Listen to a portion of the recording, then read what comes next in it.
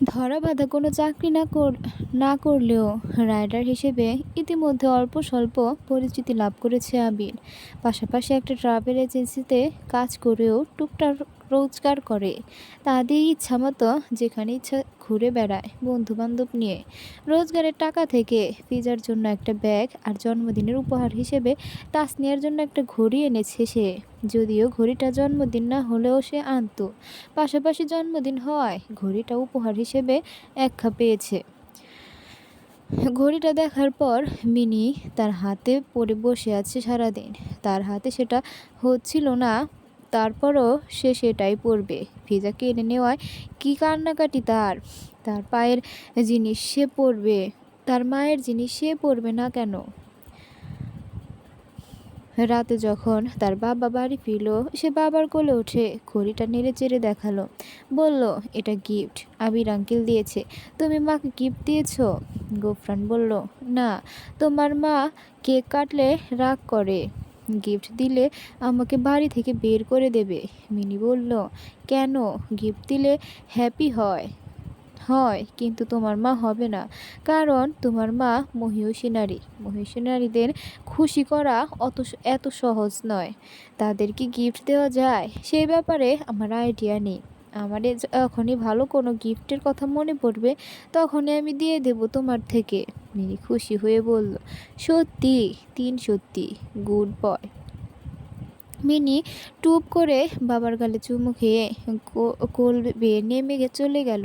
জোবরান পানির গ্লাস নিয়ে এলো ধীর পায়ে হেঁটে। সে রোজ এমন করে। জিপের শব্দ শোনা মাত্রই রান্নাঘরে ছুটে যায় ঠান্ডা পানির জন্য। পানি আনার সময় অনেকটা মেঝেতে পড়ে গিয়েছে। তার হাত তরতর করে কাঁপছে। দৃষ্টি জোড়া গ্লাসের দিকে। গোফরান তার হাত থেকে গ্লাসটা নিয়ে পানি খেয়ে টেবিলে রেখে দিতেই দেখতে পেল জোবরানের দৃষ্টি জোড়া টেবিলের উপর রাখা টুপিটাতে নিবদ্ধ হয়ে আছে। ছুতে চায় কিন্তু সাহস করে ওঠে না। এমনভাবে দৃষ্টি গেঁথে রেখেছে যেন চোখ দিয়ে সে হাত ছুঁয়ে দেওয়ার মনোবাসনা যেন পূর্ণ করে নিচ্ছে। গোফরান সেটি তার সামনে থেকে তুলে নিয়ে মাথায় পরিয়ে দিল। জোবরান হতগোচিত হয়ে চেয়ে রইল কিছুক্ষণ। তারপর দুহাত দিয়ে তার মাথায় পড়া টুপিটা ছুঁলো। গোফরানের দিকে চেয়ে একচোট হাসলো, অনুমতি চাইল। মায়ের কাছে যাই। গোফরান চোখ নিভিয়ে সায় দিল। সম্মতি পেয়ে খুশিতে উত্তেজিত হয়ে জুবরান ছুটল তার মায়ের কাছে। ছুটতে গিয়ে আচমকা মুখ থুবড়ে পড়ে গেল দরজার কাছে। গোফরান বসা থেকে দাঁড়িয়ে পড়ল। তাকে যেতে দেখে উদ্বিগ্ন হয়ে বলল, সাবধানে। জুবরান পড়ে গেল ঠিক, কিন্তু টুপিটা মাটিতে পড়তে দেয়নি কোনোই। আর বুক মেঝেতে ঠেকে গেলেও বা হাতটা উঁচা করে ধরে রেখেছে টুপিটা। ফিজাকে মশলাপাতি দেখিয়ে দিচ্ছিল তাসনিয়া। জোবরানের ডাকে ফিরল। জোবরান ছুটে এসে তাকে জড়িয়ে ধরে। তাসনিয়া তাকে কোলে তুলে বলল, টুপিটা কোথা থেকে নিয়েছ? জোবরান হেসে সেটি তার মায়ের মাথায় পরিয়ে দিয়ে বলল, উনি দিয়েছেন। তাসনিয়া হেসে তার গালে চুমু খেলো। ফিজা বলল, মিনু খালা দেখে কিনা দেখো। মা ছেলের আদর খাওয়া বের করে দেবে। তার কথা শুনে তাসনিয়া হেসে উঠল। জুবরানও হাসলো। আরও 15 দিনের মতো কাটিয়েছে তারা রাঙামাটিতে। এই 15 দিন তারা অনেক জায়গায় ঘোরাঘুরি করবে বলে সিদ্ধান্ত নিয়েছিল। দায়িত্ব পড়েছিল আবিরের উপর। গোফরান জানে সে এসবে উস্তাদ, তাই আবিরের উপর দায়িত্ব চাপিয়ে দিয়ে কর্মস্থলে নিশ্চিত ছিল। কাপ্তাই হ্রদ, শুভলং ঝর্ণা, ধূমপানি ঝর্ণা, ফুরোমন পাহাড়, ঝুলন্ত সেতু, রাজবন বিহার, পরলোয়েক সব ঘুরে ঘুরে দেখা হয়ে গেছে তাদের। ঘোরাঘুরির ফাঁকে হরেক রকমের মজাদার খাবার, যেমন মুরগির গুতাইয়া, বাঁশকোরল, এঁচোড় নিরামিষ, গুটি বেগুনের ভর্তা, তাবাতন, পাজন, শীতল দিয়ে সবজি সিদ্ধ, আনারস, বাসে বসানো দই, রাঙামাটির জনপ্রিয় সব মুখরোচক খাবার তারা খেয়েছে। তাসনিয়া জীবনে এই প্রথম এক নাগাড়ে এতগুলো জায়গায় ঘোরাঘুরি করেছে। জুবরানও প্রথম। বুদ্ধি হওয়ার পর সে প্রথম কক্সবাজার গিয়েছিল ঘুরতে বাবা মায়ের সাথে। টানা 15 দিন ঘোরাঘুরি এই প্রথম। মিনির যদিও আগে অনেক ঘোরাঘুরি হয়েছিল তার মায়ের সাথে, নানু আর মামাদের সাথে। নতুন মায়ের সাথে এই প্রথম ঘোরাঘুরি, সাথে তার নতুন বন্ধু। ভীষণ উপভোগ করে এসেছে সে দিনগুলো। 15টা দিন রাঙামাটিতে খুব আনন্দে কেটেছিল সবার। আবিরের ছোট ক্যামেরায় সবার অসংখ্য ছবি বন্দি হয়েছে স্মৃতি হিসেবে। বিয়ের পর সে আর ফিজা কোথাও ঘুরতে যায়নি, তাই বিশেষ করে তাদের জন্য আর তাসনিয়ার জন্য সুযোগটা করে দিয়েছিল গোফরান। দেয়ালে তারা চারজনের যে ফ্যামিলি ফটোটা ঝোলানো আছে সেটা শেষ দিনের তোলা। পলওয়েল পার্কে গোফরান তাদের সাথে দেখা করতে এসেছিল সেনানিবাস থেকে। সেখানে একসাথে খাওয়া দাওয়া আর ছবি তোলা হয়েছিল। ফিজা সব ছবির মধ্যিখান থেকে সেই ছবিটা নিয়ে দেয়ালে ঝুলিয়ে দিয়েছে। ছবিতে বাচ্চাদের সামনে রেখে সে আর গোফরান সিদ্দিকী পাশাপাশি দাঁড়ানো। বাস্তবিক অর্থে তাদের মনের অবস্থানটা এতটা কাছাকাছি কখনো না এলেও তার আশেপাশে আছে। ধরা নেই, ছোঁয়া নেই, চাওয়া নেই, পাওয়া নেই, তারপরও একটা অমীমাংসিত সম্পর্কটা গড়িয়ে চলেছে দিনের পর দিন। এতে দুজনের কারোর অসন্তুষ্টি নেই, বরঞ্চ ভালো লাগায় মুড়িয়ে আছে বেশ। কাজ থেকে ফিরে এক কাপ চা খেতে খেতে কথাবার্তার ফাঁকে সুকৌশলে একে অপরকে খোঁচা মেরেও তারা শান্তি পায়। রাগী অভিমানের কোনো জায়গা নেই। উচিত না কেউ এসে অভিমান ভাঙাবে, তাও আশা করে না। তারপরও ভুল করে রাগ করে, ভুল করে অভিমান জন্মায়। আবার কথায় কাজে তারা একে অপরের রাগ অভিমান ভাঙায়, তাও নিজেদের অজান্তেই। এভাবে তৈরি হয়েছিল এ অমীমাংসিত বিকারহীন সম্পর্কের সমীকরণ। তার কাছে কিছু চাওয়ার নেই, বলার পরও পেয়ে বসা, এ যেন পুরানো ক্ষতে মালিশ। বিরক্তি, অবিশ্বাসী মনের এক কোণায় 2বার দেখা পাওয়া গেল কোনো শুভ্র আলোড়ন। আবার কাউকে প্রয়োজন নেই বলার পরও দিন শেষে চোখ বোঝার জন্য একটা বিশ্বাসযোগ্য বৃক্ষস্থল, জ্বরে পুড়ে যাওয়া তপ্ত ললাটের উপর একটা নরম হাত, যে আসলেই দরকার তা বুঝতে দেরি হলেও এটাই যে ধ্রুব সত্যি। মুখ ফুটে স্বীকার না করলেও বেলা শেষে ভালোবাসার আকষ্ট মুগ্ধতায় ডুবে থাকতে চাওয়া মন তা অনায়াসে স্বীকার করতে বাধ্য। ঘর ঘর বিমুখী, ঘর বাঁধতে না চাওয়া পাখিও বেলা শেষে একটা নীড়ের জন্য কেঁদে মরে। শহরে ফিরে আসার পর বাচ্চাদের স্কুলে নিয়ে যাওয়া আসা আর নিজের স্কুল নিয়ে ব্যস্ত ছিল তাসনিয়া। পাশাপাশি হওয়ায় সে একসাথে বেরোতো। আবার বাচ্চাদের ছুটি হলে গাড়িতে তুলে দিত রাঙামাটি থেকে। তারা যখন চলে এসেছিল গোফরান সিদ্দিকী তখন বর্ডারে। প্রায় 2 মাস বাড়ি ফিরতে পারেনি তিনি। রাতের শেষ ভাগে একটা কল ছুটে আসতো। ঝিমুতে থাকা তাসনিয়া ফোন করে শব্দে চমকে উঠত। চোখ, কান, মস্তিষ্ক সবটা স্বাভাবিক করে সাজিয়ে গুছিয়ে কথা বলতে গিয়েও মনে হতো সে কী সব যেন বলে ফেলেছে। কারণ ওপাশের দরাজ হাসিটায় স্পষ্ট বোঝা যেত তার অবিন্যস্ত এলোমেলো শব্দগুলোর প্রতিক্রিয়া। সীমান্ত ঘেঁষে বিশেষ কাজে নিয়োজিত কর্নেলের যেখানে সামনে মৃত্যু দেখেও এগিয়ে যেতে হয়, ডান পা গেলে বাম পা অবধি চলতে হয়, অমন পরিস্থিতিতেও রাত্রির এর শেষ ভাগটা ওনার কাছে বিশেষ মূল্যবান। ঘুম জড়ানো কণ্ঠে সর্বদা ডাঁট বাজায় রেখে চলা লোহমানবী কি মধুর সুরে কথা বলে সে কি জানে।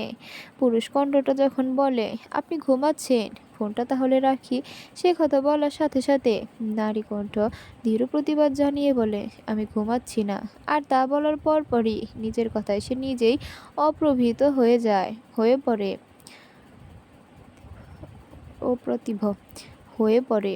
এই ২টো মাসে কেউ কাউকে চোখের দেখায় না দেখলেও অস্বীকার করার উপায় নেই। এই ২টো মাসেই সেসব সংকোচ, তাতে সম্পর্কের উপর অবিশ্বাস, ভয়ভীতি, নিজেদের মধ্যকার জড়তা ধীরে ধীরে মসৃণ হয়ে এসেছিল।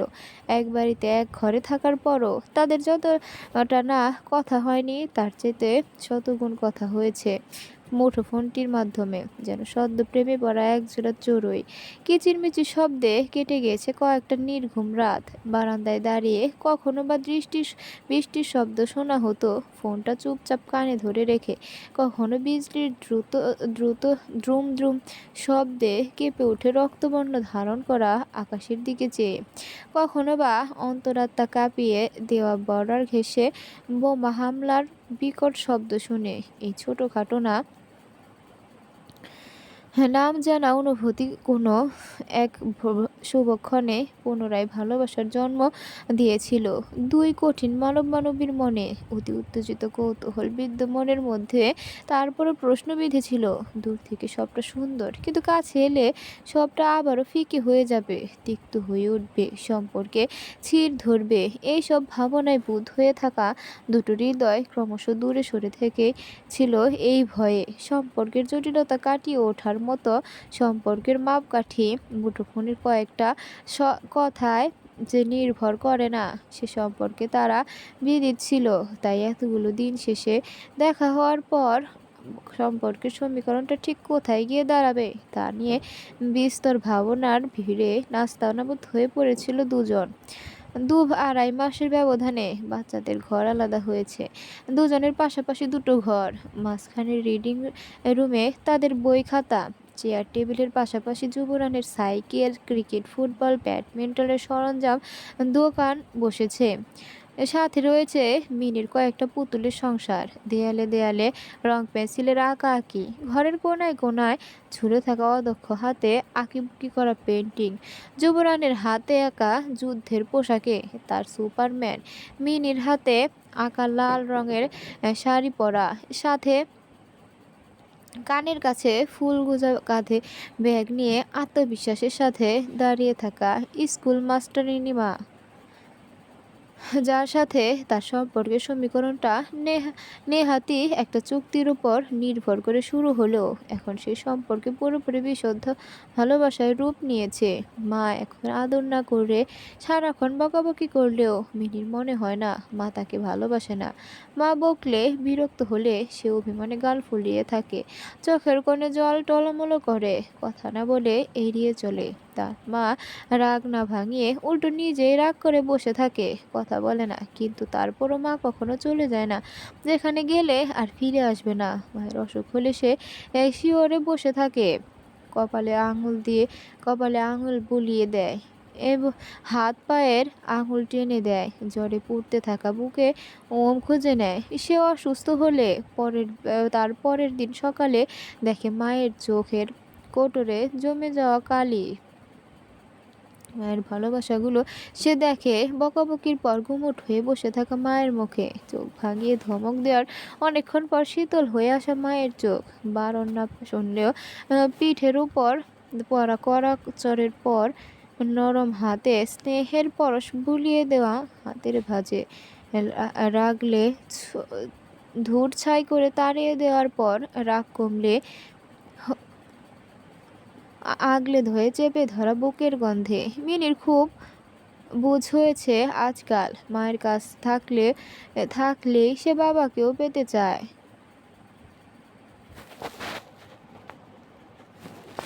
এই কয়েকটা মাসে সুপারম্যানকে ভীষণ মিস করেছে জুবরান। যখন রাত্রে মা ঘুম থেকে ডেকে উঠিয়ে বলতো উনি ফোন দিয়েছেন, তোমার সাথে কথা বলতে চান, জুবরান তখন কাঁপা কাঁপা হাতে ফোনটা নিয়ে দু হাতে ফোনটা চেপে ধরতো কানে। ওপাশ থেকে উনি যখন হাই ম্যান বলতেন, জুবরানের চোখ দুটো ঝাপসা হয়ে উঠত অমনি। মিনি আর মায়ের সম্পর্কটা একটা পরিণতি পেল, তার আর সুপারম্যানের সম্পর্কটার কোনো গতিবিধি হয়নি।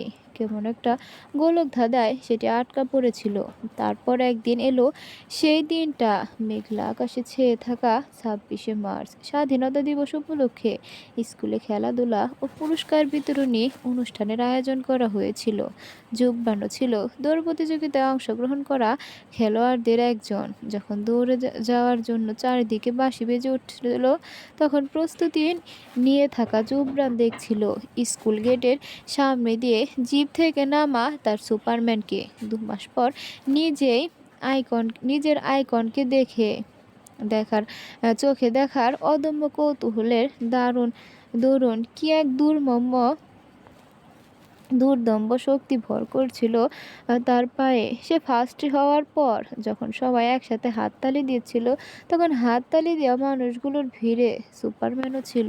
পুরস্কার নেওয়ার পর তাকে যখন প্রথম বিজয়ের আসনে দাঁড় করিয়ে সকলেই প্রশংসায় মেতে উঠেছিল, তখন ঝুপ ঝুপ করে আকাশ ছিঁড়ে বৃষ্টি নেমে এসেছিল তল্লাটে। এই 3 সিঁড়ির মতো আসনটি হতে নেমে পুরস্কারটি হাতে নিয়ে সে বৃষ্টি হতে বাঁচতে ছুটে এসেছিল সুপারম্যানের কাছে। কিন্তু ততক্ষণে তার পাজোড়া থমকে গিয়েছিল অদৃশ্য একটা বাধায়। কাদামাটিতে ডুবে যাওয়া তার পায়ের সাদা কেটস, বৃষ্টিতে ভেজে ওঠা গায়ে সাদা শার্ট, নেভি ব্লু ব্লাজার আর প্যান্ট। বৃষ্টির গতি বেড়ে যাওয়ায় হাঁপানি উঠে গেল তার। সেই হাঁপানির চোটে কান্নার হেঁচকি উঠল। পুরস্কারটি হাতে ধরে 2 ঠোঁট ফুঁড়ে বাবা ডাকটি মুখ ফসকে বেরোতেই দমকে দমকে কান্নার বেগ বেড়ে গেল তার। আর ঠিক তখনই হাত বাড়িয়ে সুপারম্যান তাকে ডেকেছিল। অনুমতি পেয়ে সে আর অপেক্ষা করেনি, ছুটে গিয়ে বুকে আছড়ে পড়েছিল উত্তাল সমুদ্রের অপ্রতিরোধ্য ঢেউর মতো। গা কাঁপিয়ে কেঁদে কেঁদে জিজ্ঞেস করেছিল, আমি একবার বাবা ডাকতে পারবো? তার আদুরে আবদার শুনে হেসে উঠেছিল গোফরান, জড়িয়ে ধরে রেখে বলেছিল, আমি তোমারই বাবা। বৃষ্টির ঝাপটা থেকে বাঁচতে ছাতার নিচে আশ্রয় নেওয়া মা মেয়ে সেই দৃশ্যটি দেখছিল দূরে দাঁড়িয়ে। অপূর্ব এই 2 মাসের দূরত্ব জুবরানকে উপহার দিয়েছিল প্রিয় বাবা। মেনিকে শিখিয়েছে বাবাকে ছেড়ে থাকার সংযম, আর তাসনিয়া পেয়েছে বদ্ধ করে বৃষ্টিতে ভিজে জ্বর বাঁধানো কর্নেলের জ্বরে পুড়ে যাওয়া শরীরের সাথে উষ্ণ আলিঙ্গন, শুষ্ক দুটো সিক্ত চুম। তারপর হুট করে কোথা থেকে উড়ে আসা লজ্জা, জড়তা, সংকোচ, অতীত স্মরণ, পুরনো ব্যথা মনে পড়তেই আবারও বেড়ে যাওয়া 1 হাত দূরত্ব রেখে বিছানায় 2 প্রান্তে দুজন শুয়ে ভাবল, তারা এখনো বড় স্ত্রী আর বড় স্বামী হয়ে রয়ে গিয়েছে। মুঠোফোনটার মতো সাবলীল হতে গেলে আরও কথা বলা দরকার। সামনাসামনি, মুখোমুখি, পাশাপাশি, কাছাকাছি বসে কথা নেওয়া উচিত। ভালোবাসি না বললেও ছেড়ে যাওয়া যাবে না। মুখে বলা ভালোবাসার সাথে অন্তর আর হৃদয় দিয়ে অনুভব করা, লালিত করা ভালোবাসার কোনো সম্পর্ক নেই, একটুও না, 1 ফোঁটাও না। তোমার দূর সম্পর্কের বউ বলেও তো একজন বাড়িতে আছে, তার জন্য হলেও মাসে একবার এসে দেখা দিয়ে যেও। বড় ভাবি, মা, ভাই সবার কাছ থেকে এমন হাজারটা খোঁজা শুনে ফের কর্মস্থলে ফিরে গিয়েছিল গোফরান। 7 পাউন্ডের একটা কেক, এক্সক্লুসিভ ডেকোরেশন, লাখ টাকার উপহার দিয়েও একজনকে খুশি করানো যায়নি। আর সেখানে ভেঙে যাওয়া একটা কেক, 2টো সস্তা মোমবাতি নিভিয়েও কেমন চমৎকার হাসিটা লেপ্টে ছিল ওই মেয়েটির মুখে। সে তা দেখছিল ঘুমের ভান ধরে শুয়ে থাকার সময়। আর তখনই মনে হয়েছিল জীবন তাকে সুন্দর একটা সুযোগ দিয়েছে, সে এই সুযোগ কিছুতেই হাতছাড়া করবে না। অন্তঃপুর কাছাকাছি বসে কথা নেওয়ার লেনাদেনাটা পরোপোক্তভাবে মীমাংসা হয়েছিল। রাঙামাটির সেই বাড়িটাতেই মিথ্যে বলে তাকে রাঙামাটির বাড়িটাতে নিয়ে এসে বোকা বোকা একটা হাসি দিয়ে আবার কিছু হয়নি বলা মানুষটার উপর যতটা রাগ ছিল, সবটা তার গুমোট চেহারার আড়ালে হাস্যোজ্জ্বল চেহারাটা দেখার পর উবে গিয়েছিল তাসনিয়ার। কাঁদতে গিয়ে সে যখন হেসে দিল, তখন তাকে অন্যরকম একটা মানুষ মনে হয়েছিল গোফরানের। এই মেয়েটা গোমরা মুখপরস্ত্রী মিনির মা হয়ে ওঠা বুদ্ধিমতী সংযমী তাসনিয়া তানজিম নয়। মুঠোফোনে আলাপ হওয়া, কলিকলের কলকলিয়ে হাসা তার চঞ্চল কোমল মতি প্রেমিকা।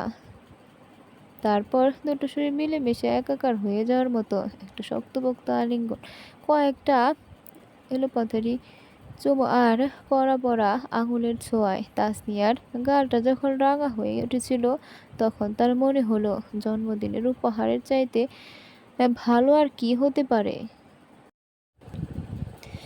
দায়িত্ব আর কর্তব্যের মধ্যে নিহিত থাকা স্বামী স্ত্রীর চাইতে পরস্ত্রী হতে একজন চমৎকার প্রেমিকা হয়ে ওঠা, পরস্বামী হতে একজন যত্নবান প্রেমিক হয়ে ওঠার পথটা ভীষণ সহজ ছিল তাদের জন্য। মাইলের পর মাইল দূরত্ব তাদের সেই সুযোগটা করে দিয়েছিল। দুরু পক্ষে তাসনিয়া ছেলে মেয়েদের রেখে রাঙামাটির সেই বাড়িটাতে ছুটে এসেছিল গোফরানের অসুস্থতার কথা শুনে। অথচ লোকটা তাতে কি সুনিপুণভাবে বোকা বানিয়ে একা একা হেসে গেল। নিজের ভেতরকার সমস্ত দ্বন্দ্ব, হাজারো প্রশ্নের উত্তর সেদিন গোফরান পেয়ে গিয়েছিল তাসনিয়ার অশ্রু টলমল করা অক্ষিকোটরে। অন্তরের ভাষা যেন চোখের পানি প্রত্যেকটা ফোঁটায় ফোঁটায় লেখা ছিল। এটাই সত্যি যে গোফরান সিদ্দিকীর জীবনে এমন সুন্দর মুহূর্ত কভু আসেনি। স্বচক্ষে এত নিকট হতে এমন দৃশ্য দেখার সৌভাগ্য তার হবে কে ভেবেছিল। অথচ মানুষ ভাবে জীবন তাকে কি চরমভাবে ঠকিয়ে গেল। একজন সেনা কর্মকর্তার সাথেও ডাট বজায় রেখে চলা গোমরা মুখ পরস্ত্রীর কাছেই সে তার জীবনের নিভে যাওয়া প্রদীপের শিখা আবারও জ্বলবে। গোফরান কি তা প্রভু ভেবেছিল? ভাবেনি। অথচ তার ভাবনার দোলাচলে দোল খেতে জীবনে বসন্ত চলে এলো। সেই বসন্ত আবার প্রকৃতির নিয়মে চলা চিরায়ত বসন্ত নয়। ভালোবাসা খাঁটি হলে চৈত্র মাসের খা রৌদ্রমাখা দুপুরটাও বসন্তের মতো মনে হয়। প্রচণ্ড ভ্যাপসা গরমে প্রিয় মানুষের শাড়ির আঁচলের হাওয়া মনে হয় বসন্তের দক্ষিণা বাতাস। দোল খাওয়া কাপড়ের রশিতে বসে বৃষ্টি সুরে ডেকে যাওয়া কাকের খাকা ডাক শুনেও মনে হয় যেন কোকিল ডেকেছে পাছে। ভালোবাসার ভীষণ অন্ধ। ভুল মানুষের সাথে হলে তুমি নিঃশেষ, আর সঠিক মানুষ সে তো অন্ধের যষ্টি। মুঠোফোনের আলাপে দুজনের দু একটা খোঁজ নেওয়া মানেই প্রেম নয়। প্রেম সে তো চিরসত্য, কঠিন, দুর্লভ, অথচ কি ভীষণ স্নিগ্ধ। খোঁজ নেওয়ার পাশাপাশি তার ভালো মন্দ নিয়ে উদ্বিগ্ন হওয়া, খোঁজ না পেলে বিচলিত হওয়া, তার কণ্ঠ শোনার অপেক্ষায় ব্যাকুল হয়ে থাকা, আকুল হয়ে মন্ত্রমুগ্ধের মতো তার প্রতিটি কথা শ্রবণ করা, তার কঠোর কথায় কষ্ট পাওয়া, মজার কথায় হেসে ওঠা, তার অল্প এড়িয়ে যাওয়া দেখে নিদারুণ মনোকষ্টে দুমড়ে মুচড়ে যাওয়া। আত্মিক কোনো বন্ধন নেই, অথচ তাকে দেখতে না পাওয়া কিংবা হারিয়ে ফেলার যে অদ্ভুত একটা ভয়। বেলা শেষে তাকে ভেবে বড়সড় একটা দীর্ঘশ্বাস ফেলে ঠোঁটের কোণায় হাসি টানা চোখ বোঝার আগে একটিবার তার মুখখানা কল্পনা করে নেওয়ার নামকে প্রেম বললেও কম পড়ে যায়। অথচ কেউ প্রেম বলতে দুটি বর্ণমালাকে চেনে। শুনশান একটা বাড়িতে সে একা আছে, তাই কর্মস্থল থেকে বরাবরের মতো খুব দ্রুতই বাড়ি ফিরে এসেছে গোফরান। তাসনিয়ার দিন কেটেছে ফোন কলটা কানে লাগিয়ে। মিনি আর জুবরান বাড়ির সবার সাথে কেমন আছে তা নিয়ে সর্বক্ষণ চিন্তামগ্ন ছিল তাসনিয়া।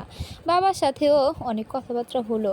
রান্নাঘরের কাজকর্ম শেষ করে এক মগ কফি নিয়ে বারান্দায় এসে বসেছিল একটা বই নিয়ে। কয়েক বছর আগের তাসনিয়া হলে সে ভীষণ ভয় পেত একা থাকতে, কিন্তু এখন ভয় পায় না সে। তবে পশু পাখির হাঁক ডাক ভেসে এলে তখন অন্য কথা। দরজা খুলে দেওয়া মাত্রই সামরিক ইউনিফর্ম পরিহিত গোফরান সিদ্দিকীকে দেখে একচোট হাসল সে। হাসিটা ফিরিয়ে না দিয়ে তিনি চেয়ে রইলেন নির্বিকার। প্রেমিকারা সন্ধ্যায় নাকি শাড়ি পরে, অথচ তাসনিয়া গায়ে দোল খাচ্ছে একটা 3 পিস, সোজা সিথির দুপাশে কোকড়া চুলের বাহার, মুখে এক টুকরো হাসি। তাতে প্রেমিকার মতো সজ্জল হাসি নেই। তারপরও সে গোফরানের একজন দুর্দান্ত চঞ্চলা প্রেমিকা। জিভে এঁটে থাকা মিনির মা হয়ে ওঠা মহিলাটি যেন হুট করে হয়ে ওঠা ভীষণ বাচালতা। গোফরান পা বাড়িয়ে ঘরে প্রবেশ করতে যেতেই মুখের উপর ফটাফট বলে বসল, পরিমিত ডিস্টেন্স কমাতে চাইলে আপনার করকরে গালটাতে একটা সুপার ডুপার শেভিং ক্রিম লাগিয়ে নিয়ে রেজার চালান অতি দ্রুত বলেই অর্ধ খাওয়া কফির মগটা গোফরানের হাতে ধরিয়ে দিয়ে চলে গেল। ওই ঠান্ডা হয়ে আসা কফির মগে একটা চুমুক ভীষণ বিদঘুটে বটে, তবে স্বাস্থ্যের পক্ষে মন্দ নয়। গোসল সেরে আসতেই গরম খাবারের বন্দোবস্ত হয়ে গেল। গম্ভীর্য আলাপের মধ্য দিয়ে সূক্ষ্ম খোঁচার আঘাত দিতে সে ভুলল না। এই আঘাত অতি আনন্দের। এতে রক্ত ঝরে না, ঝরে ফুল ছড়ায় শুভ্র দৌত ভালোবাসার সুবাস। বাড়ি কবে ফিরব? গুফরান চোখ তুলে তাকিয়ে জিজ্ঞেস করলো। ভয় করছে? করছে বললে মিথ্যা বলা হবে না, অতটাও না, কিন্তু আরও 1 সপ্তাহ থাকতে হবে। হতাশ নিঃশ্বাস ফেলল তাসনিয়া। আরও 1 সপ্তাহ? যদি ফিরে এসে দেখেন আমি নিখোঁজ, তখন আমিও নিখোঁজ হব। মানেটা কি? আমি নিখোঁজ হলে আপনি ফিরে আসবেন, তাই আপনি ফিরে এলে আমিও ফিরে আসব। বড্ড চালাক। গুফরান গর্বিত হাসলো।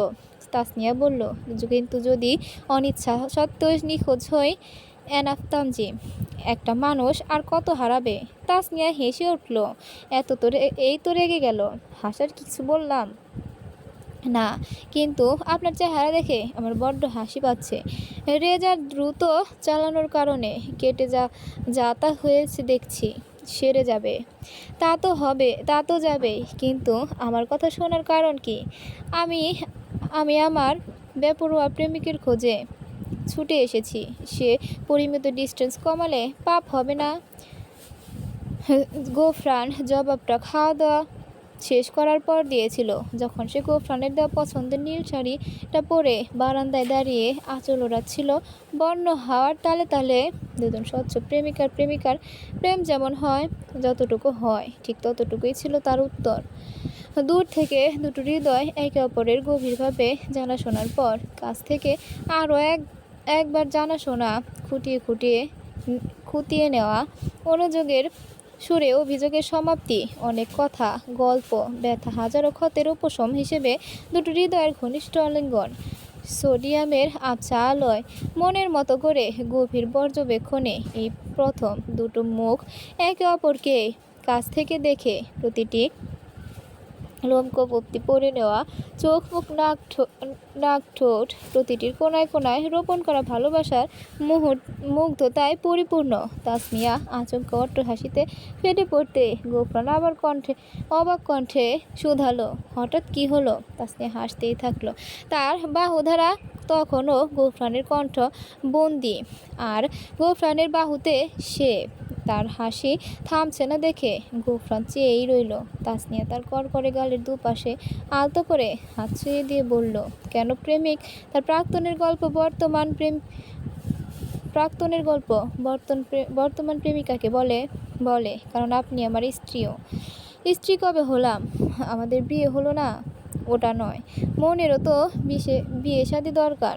সমস্যা নেই, কাল ছুটি, দুজন বসে মালা গাঁথবো, তারপর মালা বদল শেষে বিয়ে করে নেব। তাসনিয়া জোরে হেসে উঠল। সে পাগলামি করে, আর এই কর্নেল তাতে সায় দেয়। তার হাসি থামে না। মনে পড়ে না কবে এমন হেসেছে। জুবরান যদি দেখতো, হয়তো বাবার প্রতি তার সম্মান আরও বেড়ে যেত। এইভাবে শুধু তার জীবনে নয়, মায়ের জীবনেও সুপারম্যান হয়ে এসেছেন তিনি। আপনি হাসতে ভালোবাসেন? তাসনিয়া আবারও হাসল। রেজারের হালকা চাপে কেটে যাওয়া অংশে আঙুল বুলিয়ে গালটা টেনে দিতে দিতে বলল, হ্যাঁ, হাসতে তো টাকা লাগে না, এমন একটা মানুষ লাগে। আপনিও হাসুন। আপনি হাসতে ভালোবাসেন না? গুফরান হাসে, ঝুঁকে তার কপাল ঠেকিয়ে মনে মনে আওড়া, আপনি হাসতে ভালোবাসেন, আর আমি হাসতে থাকা আপনাকে।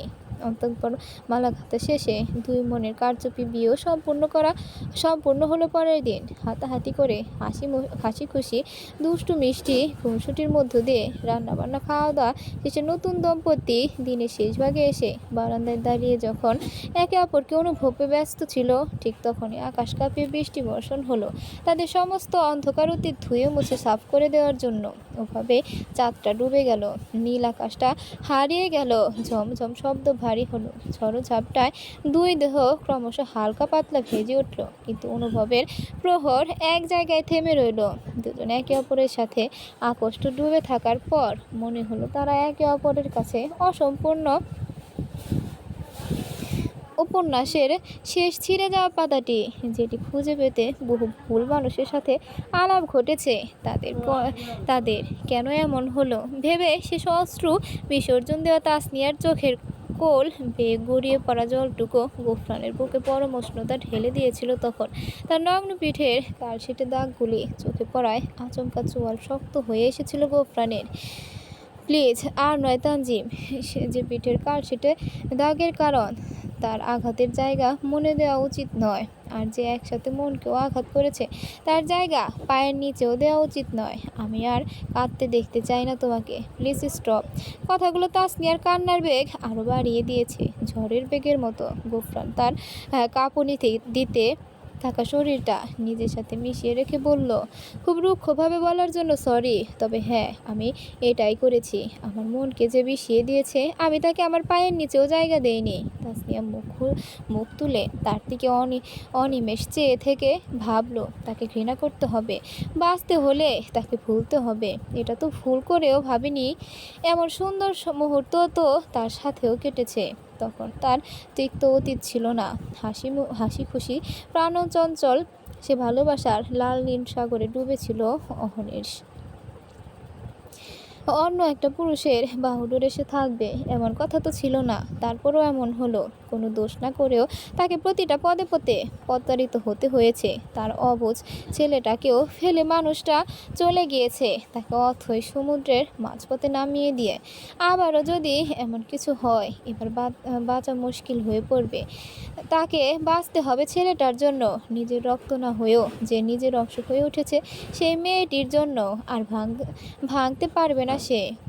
ধীরে ধীরে নিজেকে বন্ধনমুক্ত করে হঠাৎ ঝড়ের মুখে পড়ে আশ্রয় নেয়া বুকের মধ্যে থেকে sorry, I think you good take more time বলে নিজেকে বহু দূরে সরিয়ে নেওয়ার পর গোফরানের মনে হলো শি ইজ রাইট। তার মতোই পুরুষ মানুষকে ঘিরে একটা বিষাক্ত অভিজ্ঞতা আছে।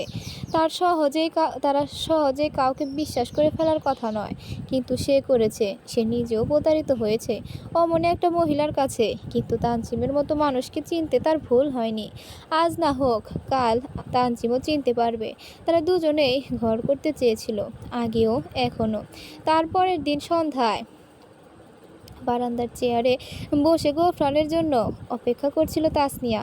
সম্পর্কটা যে গতিতে গড়ে উঠেছিল আচমকা সেই গতিতে আবারও হালকা হয়ে এসেছে কয়েক মুহূর্তের ব্যবধানে। আজ একটা শক্তপোক্ত সরি বলে নেবে সে। নিজেকে দূরে সরিয়েছে ঠিক, কিন্তু মাঝরাত্রিতে ঘুম ভাঙার পর নিজেকে ওই বক্ষস্থলে আবিষ্কার করেছে সে। টিফিন বাক্সটা নিয়ে তার দিকে চেয়ে স্নান মুখে এখানে এনে পিপাকে ফেলার জন্য সরি বলে চলে যাওয়ার সময় তাসনিয়ার হঠাৎ করে মনটা কেমন করে উঠেছিল। কালকের পর থেকে ও নিজেই তার সাথে কথা বলতে জরিমায় ভুগছে, আর এখন তার খারাপ লাগছে। মানুষও জাতি এমনই, ভালোর কদর করতে জানে না, অথচ তিনি কোনো সীমা লঙ্ঘন করেনি, এমন কিছু চেয়ে বসেনি তার কাছে। নিজের ব্যবহারের জন্য নিজেরই লজ্জা হচ্ছে তার। জিভকারী শব্দ পেয়ে দ্রুত নিচে নেমে এসে দরজা খুলতে সে দেখল জুবরান আর মিনি মা ডেকে ছুটে আসছে। তাসনিয়া তাদের দেখে খুশি হয়ে গেল। গোফরানের সাথে কথা বলতে বলতে ফিজা আসছে। কাজে আসতেই ফিজা তাকে জড়িয়ে ধরে বলল, ওরা একটু দুষ্টুমি করছিল না, ভাইয়া নিয়ে আসতে বলল তাই আনলাম। তাসনিয়া জুবরান আর মিনিকে শক্ত করে জড়িয়ে ধরে বলল, মনে হচ্ছে কতদিন দেখিনি। দুইজনই মায়ের গালে চুমু খেলো। মিনি বলল, মা জানো স্কুলে জুবরানের একটা নতুন বন্ধু হয়েছে। কেমন বন্ধু? ভালো বন্ধু। জুবরানকে বলেছে ও আমারও বন্ধু হতে চায়। তাই? তাহলে তো বেশ ভালো, জুবরান বলল। মা, ও স্কুলে সবার সাথে ঝগড়া করে, চুল টেনে দেয়। তাসনিয়া কপাল কুঁচকে তাকাতেই মিনি তার বুকে গুজে দিয়ে বলে, ওরা আমার চুল টেনে দিয়েছে তাই আমিও দিয়েছি। তাসনিয়া হেসে তার গালে চুমু খেয়ে বলল, আচ্ছা ওসব বিচার পরে হবে, এখন বলুন দুজনে কি খাবেন? জুবরান বলল, বাবা অনেক কিছু খাইয়েছে, আর খাবো না। কি খাইয়েছে? কি খাইয়েছেন ওদের? তাসনিয়া দেখলো গোফরান ঘরে চলে গিয়েছে ততক্ষণে। ফিজা বলল, ভাইয়া ঘরে সেনানিবাসের ওখানে নামার পর দেখলাম ভাইয়া ওদের জন্য already ice cream, chips, pizza, burger এইসব কিনে রেখেছে। ওরা শুধু আইসক্রিম আর একটা চিপস খেয়েছে, বাকিগুলো প্যাকেটে আছে। আর রাতের জন্য সাসলিক, এগ কাবাব আর কয়েকটা ফিশ কাবাব এনেছি আমি। তুমি একটু দেখবে? আমাকে একটা লম্বা শাওয়ার নিতে হবে, অসহ্য গরম পড়েছে। আচ্ছা তুমি যাও। তাসনিয়া প্যাকেট থেকে জিনিসগুলো বের করে গোছগাছ করে ঘরে যেতেই দেখলো গোফরান বাথরুম থেকে বেরিয়ে এসে মাথা মুছতে মুছতে বলল, ওখানে কিছু খাবার দাবার আছে। তাসনিয়া তার সামনে গিয়ে দাঁড়িয়ে বলল, হ্যাঁ আমি দেখেছি। ওদেরকে হঠাৎ নিয়ে এলেন যে? আমাকে তো বলেননি। তুমি এখানে একা থাকছো আর ওইদিকে আমার কাজে মন বসছে না। ওরা থাকলে আমি নিশ্চিন্তে থাকতে পারবো, তাই নিয়ে এলাম। ও ইয়েস, আমি কি এক মগ কফি পেতে পারি? হ্যাঁ থ্যাঙ্কস। তাসনিয়া ঘর থেকে বেরোতে গিয়ে ফিরে তাকাতেই দেখলো গোফরানও চেয়েছিল। সে তাকানোর সাথে অন্যদিকে ঘুরে মাথা মুছতে লাগলো।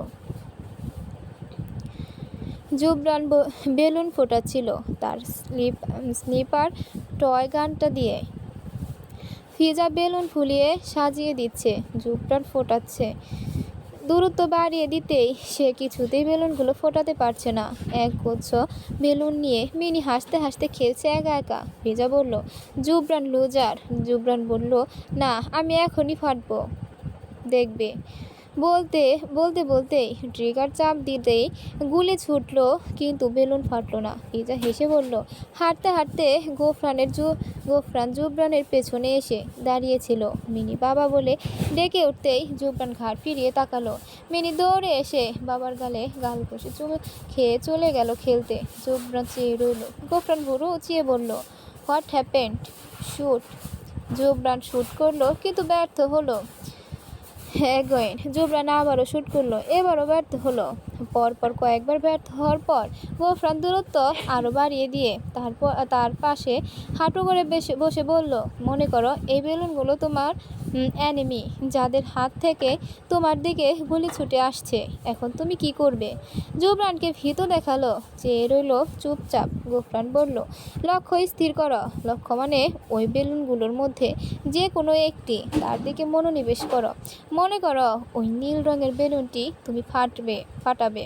তাহলে শুধু সেটিকেই দেখো, বাকিগুলো ভুলে যাও। জুবরান প্রশ্ন করলো, বাকিরা যদি আমাকে শ্যুট করে তখন?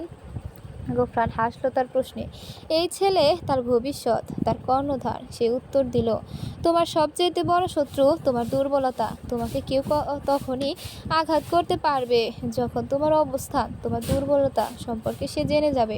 তুমি তোমার দুর্বলতা তোমার শত্রুদের কখনোই বুঝতে দেবে না। তুমি প্রথমেই নিজের জন্য নিরাপদ স্থান খুঁজে নেবে, তারপর তোমার লক্ষ্য স্থির করবে, তোমার শত্রুদের দুর্বলতা খুঁজে বের করবে, তারপর আক্রমণ করবে।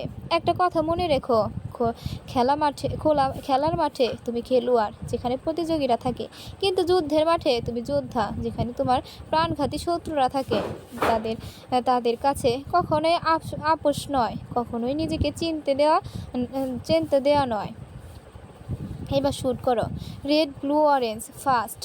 জুবরানের হাত কাঁপতে লাগলো। ফিজার দিকে চাইলো একবার, কফির মগ হাতে দূরে দাঁড়িয়ে থাকা মাকেও। তারপর টয় গানটা তুলে এক চোখ বন্ধ করে এক দৃষ্টে অনেকক্ষণ বেলুনগুলির দিকে চেয়ে রইল। কম্পিত আঙ্গুলি দ্বারা ট্রিগার চাপ বসাতেই কমলা, নীল, লাল তিনটে বেলুন পরপর ফাটিয়ে দিতে গোফরান হেসে ওঠে, হাততালি দিয়ে বলল, এক্সেলেন্ট। ফিজা মিনি হাততালি দিতে দিতে বলল, জুবরান পেরেছে। ইয়া, ব্র্যাভো জুবরান। জুবরানের হাত থেকে টয়গান পড়ে গেল। গোফরান হাতের মুষ্টি বাড়িয়ে তার মুষ্টির সাথে ঠেকিয়ে বলল, জুবরান সব পারবে না? পারতেই হবে। জুবরান না পারলে কে পারবে? মিনি তো ভিতর ডিম, জুবরানই পারবে। জুবরান ইজ মাই গ্রেট বয়। জুবরানের মুখ কালো হয়ে এলো। গোফরান কাছে টেনে নিয়ে গালে আদর দিয়ে বলল, হাসো। বিজয়ীরাই তো হাসে। জুবরান হাসার চেষ্টা করলো, কিন্তু সেই চেষ্টা ব্যর্থ হয়ে কান্নায় পরিণত হলো। বাবা থাকলে সে সব পারবে। সব ক্রেডিট তার বাবা, ম্যাজিক ম্যানের মতো। তার বাবা তার আদর্শ, তার সুপারম্যান, যার সবাইকে ভালো রাখার ক্ষমতা আছে। মাকে, মিনিকে, সবাইকে he use are real man. সে গু- সে গুফরানের কাঁধে মাথা ফেলে শক্ত করে ধরে রেখে ফুঁপিয়ে উঠে বলল, I love you so much বাবা, are you my hero. Gofran তৃপ্তির হাসলো, পিঠ চাপড়ে চাপড়ে বলল, true, you are a strong man. Hope are a hope I never see you cry again, be strong. Jufran চোখের পানি মুছলো, হাসলো, তারপর আবদার করলো, ক্যান আই পাপ্পি ইউ লাইক মিনি। গোফরান সশব্দে হেসে উঠল। জুবরান তার গাল ঠেকিয়ে আদর করতে গিয়ে আবারও কেঁদে ফেলল। তা বাবাকেও সে এমনভাবে আদর করতো, বাবাও ঠিক এমনভাবে হাসতো। মা এমনভাবে দূরে দাঁড়িয়ে চেয়ে থাকতো, কিন্তু আজকের মতো মায়ের চোখে কান্না থাকতো না। মা তখন হাসতো। এই যে মা কাঁদছে তার কষ্টের না, প্রাপ্তির, যা সে আর মা হারিয়েছিল। তাকে রেখে গোফরান তাসনিয়ার হাত থেকে কফির মগটা নিয়ে ভেতরে চলে গেল। তাসনিয়া জুবরানের কাছে আসতে জুবরান ছুটে এসে তার গলা জড়িয়ে ধরে বলল, I love you too mamma. Tasnia তাকে কয়েকটা চুমু দিল, জুবরানও দিল, বলল, baba loves him very much, you too you amma. Tasnia নিরুত্তর চেয়ে রইল। ফোনে কথা বলা শেষ হতে গোফরান যখন পিছু ফিরল, তাসনিয়াকে দাঁড়িয়ে থাকতে দেখলো। বলল, কিছু বলবে? তাসনিয়া এগিয়ে এসে বলল, জি। গোফরান প্রশ্ন শোনার জন্য মুখিয়ে আছে। তাসনিয়া তার চোখের দিকে তাকিয়ে বলল, থ্যাঙ্কস, কারণ জুবরানকে একটা সুস্থ জীবন দেওয়ার জন্য। It's my responsibility. Thank you too for being a good mother to Mini. Tasnia সাথে সাথেই বলল, অ্যান্ড সরি। সেটা কেন? কাল রাতের জন্য। আই থিঙ্ক আমার অমনটা করা উচিত হয়নি। Extremely sorry. আমার কিছুই অস্বাভাবিক লাগেনি। তাহলে এত অস্বাভাবিক আচরণ করছেন কেন? এতদিন অস্বাভাবিক আচরণ করে এসেছি। আমার মনে হয় আজকেই আমি স্বাভাবিক আচরণ করছি। Tanzim, I also think you good take more time. আমাদের পছন্দ অপছন্দ একসাথে মিলেছে বলে আমরা একই পথে নিঃসংকোচ হাঁটতে পারি না। আমিও একজনের সাথে 4 বছর ধরে সংসার করেছি, আর এটাই সত্য যে আই লাভ হার। কিন্তু সে আমার বিশ্বাস ভালোবাসার অমর্যাদা করেছে। দেখা মাত্রই আমি তাকে আমার জীবন থেকে আউট করে দিয়েছি। আমি চাইনি তার ছায়া মিনের ওপর পড়ুক। এটাও ভাবিনি আমাকে আবারও কাউকে ভালোবাসতে হবে, সেম তোমার মতো। কিন্তু আমি আর কোনো ভুলে জড়াতে চাই না। জানি না এ কয়েক মাসে কি থেকে কি হয়ে গেল, আমি নিজেকে চিনতে পারছি না। সব কিছুর মূলে আমাদের ভালো থাকাটা জরুরি। আমার মনে হয় আমরা আগেই ভালো ছিলাম।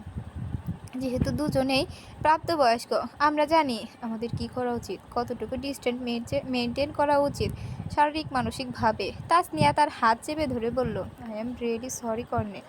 আপনি আমার উপর সত্যিই রাগ করেছেন। আমি বুঝতে পারছি আমি রাগ করিনি। তোমার উপর রাগ করা যায় না বলেই সে জোরপূর্বক হাসার চেষ্টা করলো। তাসনিয়া বলল, please don't create any more barriers between us. এই কয়েকদিনের সব কিছু কি মিথ্যে? তাহলে আমি মানছি আমি এখনও সব কিছু ভুলতে পারছি না, কিন্তু গত কয়েক মাস আর গত কয়েকদিনের সব মিথ্যে হয়ে যেতে পারে না। It's true. কিন্তু তুমি দেখো, আমাদের ফোনালাপ পর্যন্ত সব ঠিকঠাক ছিল, তারপর আবারও। Please Tanjim, I don't want to lose Mini's mother. বাকি সব ভেসে যাক বলে গোফরান চলে গেল। তাসনিয়া নিজের ঠোঁট কামড়ে কান্না আটকালো। তারপর ফিজার কাছে গিয়ে বসলো। বলল, ফিজা, তুমি কি তোমার ছোট ভাইয়াকে রেঁধে বেড়ে খাওয়াতে পারবে এই কয়েকটা দিন? আগামী শনিবার পর্যন্ত আমার স্কুলে ডাক এসেছে, যেতেই হবে। ফিজা বলল, হ্যাঁ, কিন্তু হঠাৎ এই কথা? ভাইয়া তো কিছুই বলল না। তোমার ভাইয়া কি বলবে? আমি ওনাকে বলতে চাচ্ছি না শুরুতে। তুমি রাজি হলে বলবো। ফিজা বলল, হ্যাঁ, খাওয়াতে পারবো, সমস্যা নেই তো। আমি এমন অনেকবার ভাইয়ার সাথে গিয়েছিলাম যখন ক্যাম্পে ছিল, মিনিকে নিয়ে থাকতাম। আচ্ছা, তাহলে আমি কালই রওনা দিচ্ছি। ফিজা সন্দিগ্ধ চোখে চেয়ে বলল, আর ইউ ওকে? তাসনিয়া নিজেকে স্বাভাবিক করে বলল, হ্যাঁ, আমি যাই, গোছগাছ করে নিই। গোফরান মেজর জেনারেলের সাথে ফোন আলাপে ব্যস্ত ছিল। ফোন আলাপ শেষ হতেই জুবরান এসে বলল, বাবা, আমি মা আর মিনি চলে যাব কাল সকালে। গোফরান কপাল কুঁচকে পড়ল। কে বলেছে? মা বলেছে। মায়ের স্কুলের হেড টিচার বকুনি দিচ্ছে। ও, আমার একটা ফোন কল আছে, শেষ করে আমি যাচ্ছি তোমার মায়ের কাছে। তোমরা কোথাও যাচ্ছ না, ওকে? জুবরান খুশি হলো। মায়ের থমথমে মুখ দেখে সে বুঝে গিয়েছিল মা কোনো কারণে বাবার উপর রাগ করেছে কিংবা কষ্ট পেয়েছে। গোফরানের কাছে ফোনের ওপর ফোন আসছিল। সে জরুরি কথা বলায় ব্যস্ত ছিল। ফিজাও কিছু জিজ্ঞেস করার সুযোগ পাচ্ছিল না। আবার কি হলো কে জানে। গোফরান পায়চারি করতে করতে বাড়ির বাইরে এসে দাঁড়াতেই দেখতে পেল একটা গাড়ি এসে থেমেছে তার জিপটার পাশে। আর গাড়িটা থেকে নেমে এলো একজন সুন্দরী নারী। পিঠ পর্যন্ত খোলা চুল, গায়ে কালো রঙের একটা কুর্তি, হাতে দামি ঘড়ি পরা, দামি ফোন। তাকে খুবই আতঙ্কিত দেখাচ্ছে। এলোমেলো খাপ ছাড়া গতিতে ছুটে এলো তার দিকে। বলল, অনেক কষ্টে খুঁজে পেয়েছি বাড়িটা, পুলিশ এদিকে আসবে, প্লিজ আমাকে বাঁচাও, আমি খুনটা করিনি, আমাকে ফাঁসানো হচ্ছে। গোফরান চড়া মেজাজে বলল, তাহলে কে করেছে? আমরা এসব কাজে আমার এসব কাজে আমাকে আপনার এসব কাজে আমাকে জড়াচ্ছ কেন? কোন সাহসে? আমি তোমাকে সবটা বলছি গোফরান, আমাকে সময় দাও। ভেতরে চলো, বিশ্বাস করো খুনটা আমি করিনি। এসব ইচ্ছে করে করেছে আমাকে ফাঁসানোর জন্য। কে? বলেছি তোমাকে। মিনি গোফরানের পেছন থেকে উকি দিয়ে মহিলাটিকে দেখা মাত্রই খুশি। ফিজার অবাক চাহনি, মিনির আহ্লাদি স্বর আর গোফরান সিদ্দিকীর মুখ গোজ করে বসে থাকা, সবটাই তাসনিয়াকে যতটা না অবাক করেছে ততটাই অবাক করেছে আগন্তুকের আচরণ দেখে। তার পরিচয় জানার জন্য কারো মুখে কিছু শোনার প্রয়োজন হয়নি তার। মিনি আর গোফরান সিদ্দিকীর সাথে তার কথার ধরন দেখে সবটা বুঝতে পেরেছে সে। এটাও বুঝতে পেরেছে সে কোনো বিপদে পড়ে এখানে এসেছে, তাই যত সম্ভব নিজেকে সামলে রান্নাঘরে চায়ের পানি দিল চুলোয়। ফিজা এসে উকি দিয়ে চাইল। তাকে দেখে ঘাড় ফেরাতে ফিজা আমতা আমতা করে বলল, ছোট ভাবি, ভাইয়া তোমাকে ডাকছে, যাচ্ছি। তাসনিয়া ঘরে যেতেই দেখল গোফরান অবিরত পায়চারি করছে। তাকে দেখা মাত্রই থামলো। কিছুক্ষণ নীরবতা পালন করে জানতে চাইল, শনিবার পর্যন্ত কি থাকা যায় না? তাসনিয়া বলল, না, যায় না, ইতিমধ্যে অনেক কামাই হয়ে গেছে। ফিজা থাকছে, রান্নার কোনো অসুবিধা হবে না। বাড়ির সবাই জিজ্ঞেস করলে কি বলবে?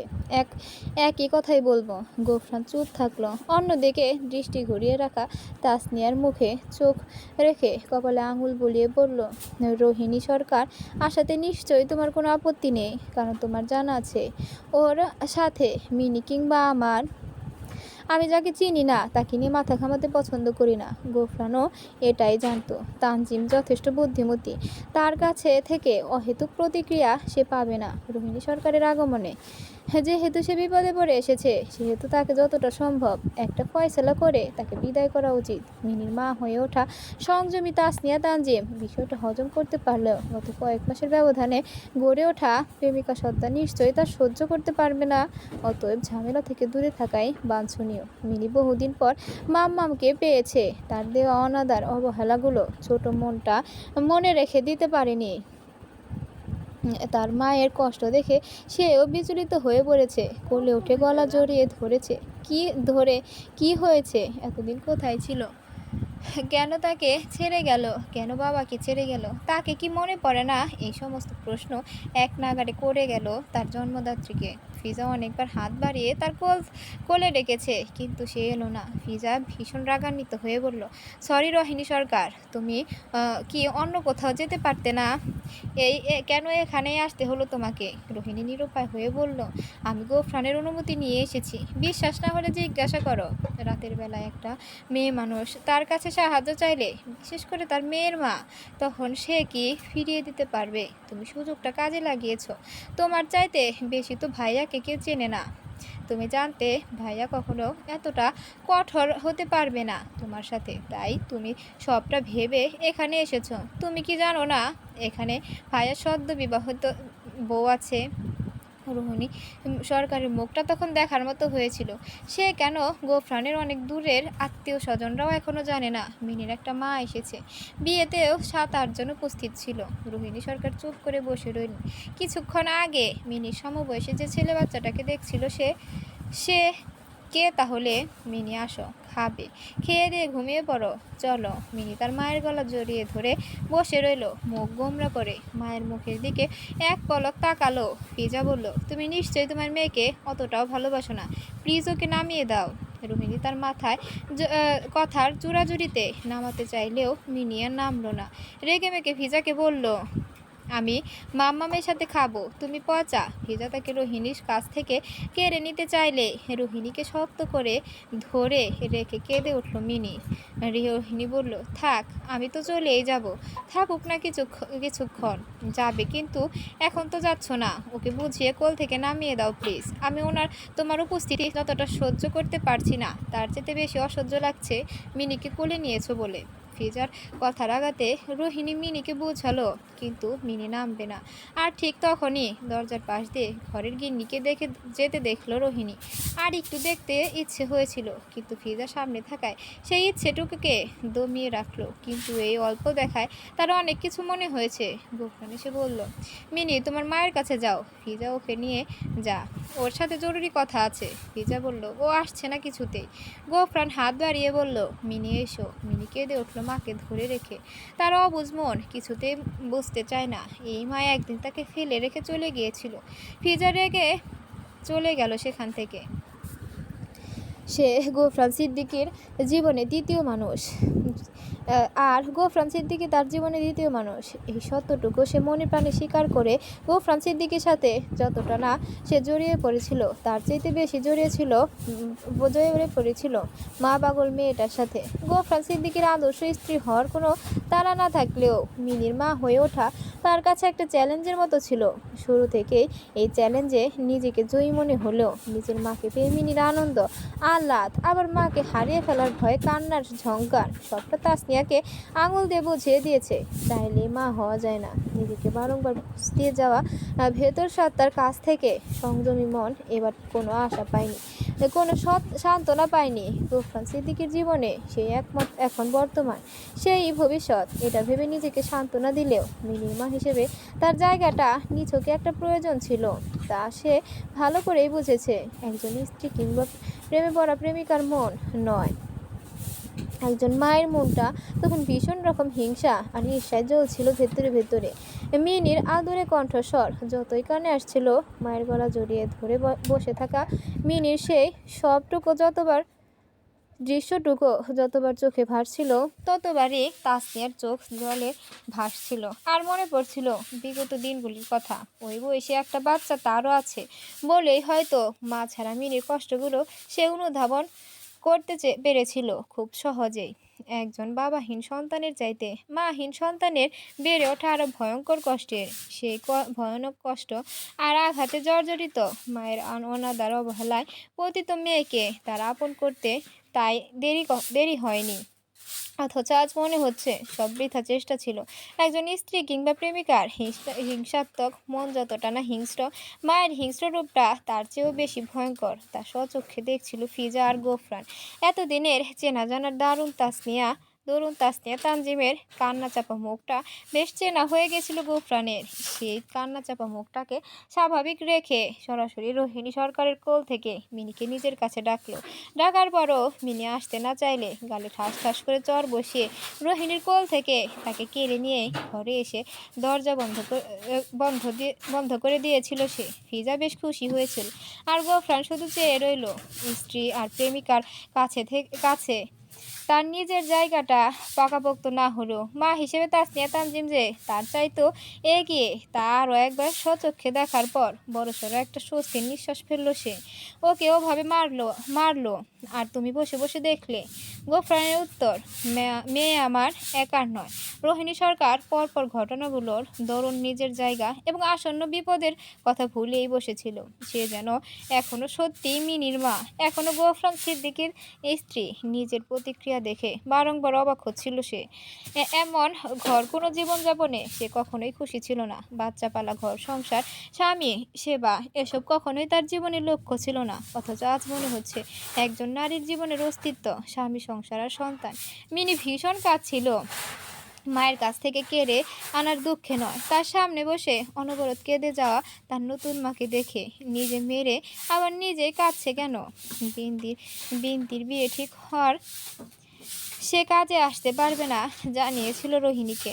বিন্দি গত 2 বছর যাবৎ কাজ করছে তার বাড়িতে, শহরে সুপরিচিত beautician, expert and fashion designer হিসেবে। রোহিণী সরকারের মতো ব্যস্ত মানুষ বিন্দির মুখ থেকে কথাটা শুনে বিরক্ত হয়ে চড়াও হয়েছিল ভীষণ। চিৎকার চেঁচামেচি করার পর বিন্দিকে মাসের অর্ধেক টাকার বিষয়টা অস্বীকার করেছিল। পরে বিন্দির কান্না অনুরোধের পর সন্ধ্যায় বাসায় আসতে বলেছিল।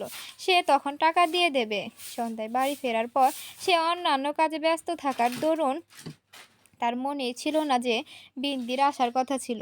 রাত 2টোর দিকে তার বিড়ালটা হঠাৎ ভীষণ শঙ্কিত হয়ে ডাকা শুরু করলে সে আজ অনুসরণ করে গেস্ট হাউসে যেতে দেখলো বিন্দির লাশ পড়ে আছে সেখানে। কেউ হয়তো ছুরিকাঘাতে মেরেছে।